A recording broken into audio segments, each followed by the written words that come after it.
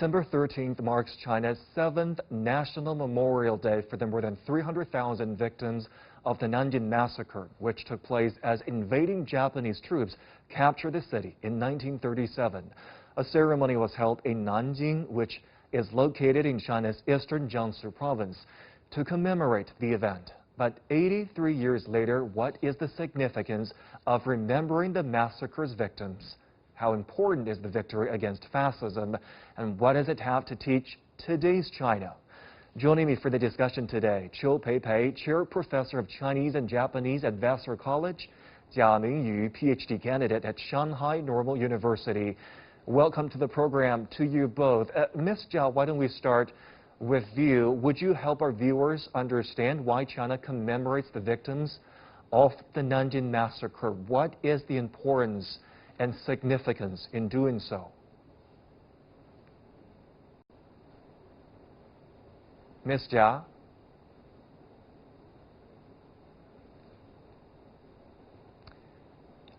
Yes, I will. Sorry.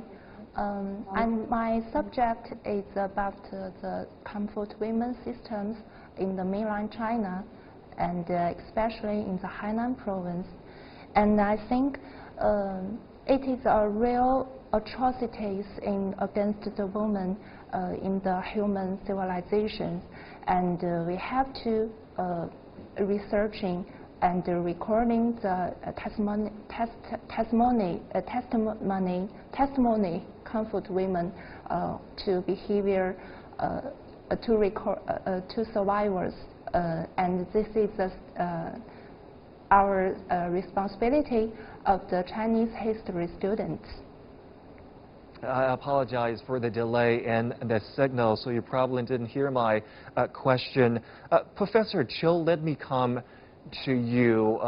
Can I get your thoughts on China commemorating the victims of the Nanjing Massacre today? What do you think is the significance there?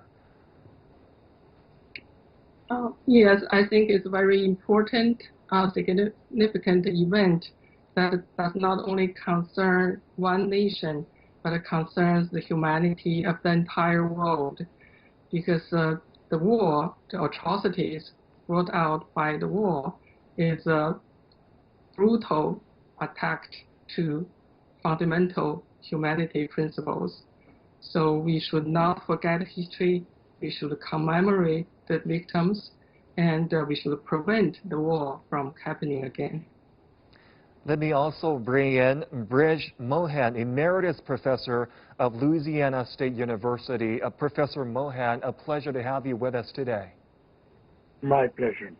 On Sunday, a candlelight vigil was held to remember the 300,000 people massacred in Nanjing between December 1937 and January 1938. Sirens wailed across the city, reminding people of the pain and suffering 80 years ago. This is an annual occasion in China now. What are your thoughts on the significance and of those memorials? Well, anytime a mayhem or massacre is conducted, it is practically a brutalization of women. And during that time, victims of the Nanjing massacre, they basically represented the brutality of war. And by the way, the war and sex, they are related in many ways. You see an oppressor invades and loots and destroys artifacts of civilization, but they don't. They collect even small young girls for their carnal lust, and women have kind of survived in a very fiendish way the rest of war. You look at the history in India, Mahabharata the main reason of Mahabharata was the victory of a woman by opposite party, and you see Helen in Troy, it was there. So my point, I'm not justifying the war. I'm trying to explain the psychology and biology of war. So at that time, the Japanese invaders who brutalized at least 410,000 people, all women, they became a signal of human brutality by men against women. It's only the human species which kills its own species. Animals don't do this. So it's a very animal behavior, and it should be condemned, and the victims should be recognized as victims and even as heroes, because this is the breath of the. I do want to move on to the topic of comfort women. My other speaker was mentioning that at the top of the show. Professor Cho, in the last 2 decades, the issue of comfort women has become certainly more visible on the international stage. In 2015, the first memorial hall dedicated to Chinese comfort women was opened in Nanjing. In 2016, the Research Center for Chinese Comfort Women was established at Shanghai Normal University, and in 2018, South Korea held a ceremony for a monument to Korean comfort women and observed its first Comfort Women Memorial Day. Do you think these are landmark events as the international community, certainly the countries involved here in Asia, try to ring the alarm on this important historical issue, the issue of comfort women? Yes, I think you made a very good point. The point of telling the stories of comfort women is very important. It's not to disgrace the people of Japan.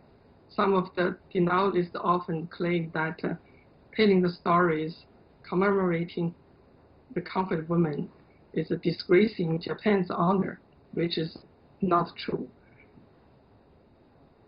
Rather, we will see this action, this movement, is an important event to facilitate mutual understanding between Japan and its Asian neighbors, and to facilitate people's understanding of the sufferings of people during the war.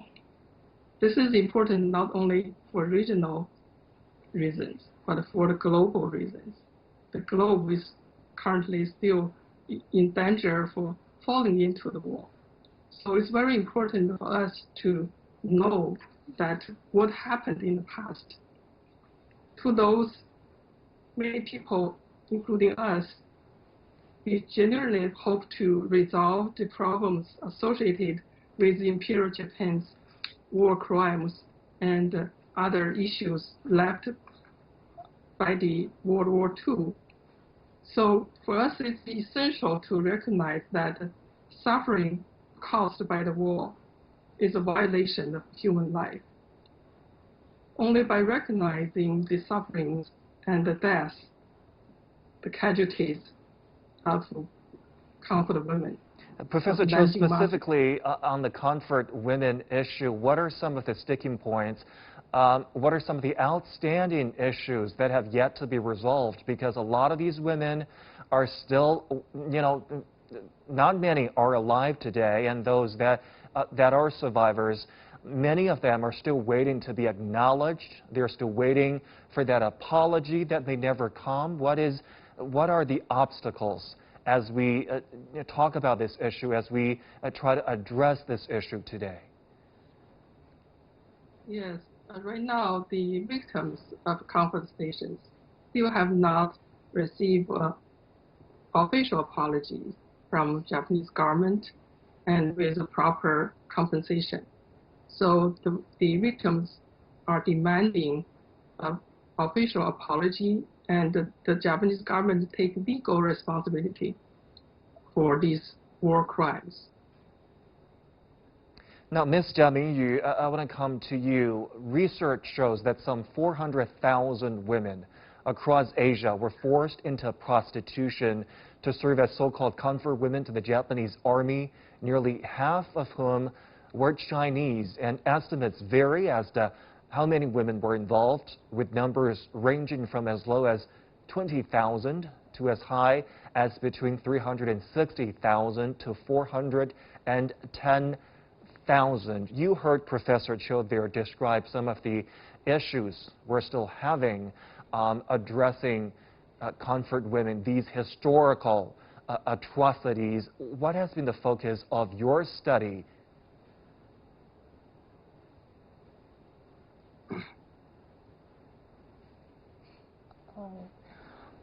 My subject is about Hainan province. It's about the what happened in the past in the Hainan, the comfort women systems, how to about the establishment, influence, and the research process. So I think it is international issues. It's not about the Chinese people. It's about the global people. So it is a real atrocities against the woman in the human civilizations, and China is the biggest victim. So I think it is it has to leave some things for the future, and it's the responsibility for all over the world who want to protect the women and the victims, survivors. Professor Mohan, can you shed light on where we should go with this issue of comfort women, because this is a very complicated historical issue. We have varying data from different sources as to the number of comfort women. For many of these women that are still alive today, they have yet to have closure. As you heard my other speakers say, they're waiting for a formal apology. The topic of compensation often comes up as we address this issue too. What are your thoughts? The apology has to come first in order to recognize the source of the evil, but mere apology will not do, because, as you said, compensation is needed for several reasons. First of all, there is an issue of treatment. There is an issue of sterility, maybe even abortion and professional care of the reproduction system. And apologies and compensations, they should go simultaneously. Moreover, the first aspect of this is to internationalize their issues, and health-related rehabilitation and some organizational support through legislation, through community awareness. They are all necessary parts. Like in Philippines, Taiwan, United States, Germany, Australia, so many things are happening, and they should be accepted through media, through lectures, and through oral histories to highlight what are the lingering issues. And the most important issues for a developed nation is, once a woman has been raped or in their language made unclean, she cannot be accepted in the society. So society itself becomes a perpetrator, because the war is basically out of an aggressive society. So, I hear you. If you combine all these factors, the fundamental human right of these exploited people, that is at the core of this problem. Like in United States,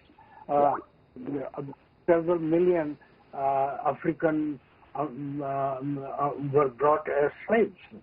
These women, they are equally comparable to, they are in sexual slavery basically. So in order to do anything, first of all, you have to abolish that slavery completely and see where they are, how many are they, and what. I see your point. I don't have a lot of time left, but I do want to ask one last question to Professor Cho. Professor, you wrote the first book in English to record the first-hand experiences of 12 Chinese women forced into comfort women between 1931 and 1945. Can you briefly, very briefly, share with us the major conclusions of your book? Yes, the book has 3 parts. The first part outlined the historical background of the war and the involvement of comfort station in conjunction with that. The second part gave a historical account of 12 comfort women in their own words. And the third part discussed the post-war lives of these women and their activities for redress, for justice. So the book demonstrated without doubt the number of victims is extremely large, although there's a different estimations, but there is no doubt about that. There is a massive victimization. And the second, these women, they were sexually violated as sexual slaves. They were abducted from their homes. They are not prostitutes, as the denialist claimed. And the third, these women deserved compensation and the official apology from the Japanese government. I'm afraid that's all the time we have here. My thanks go to Peipei, Mingyu, and Brij Mohan. Thank you so much for your participation.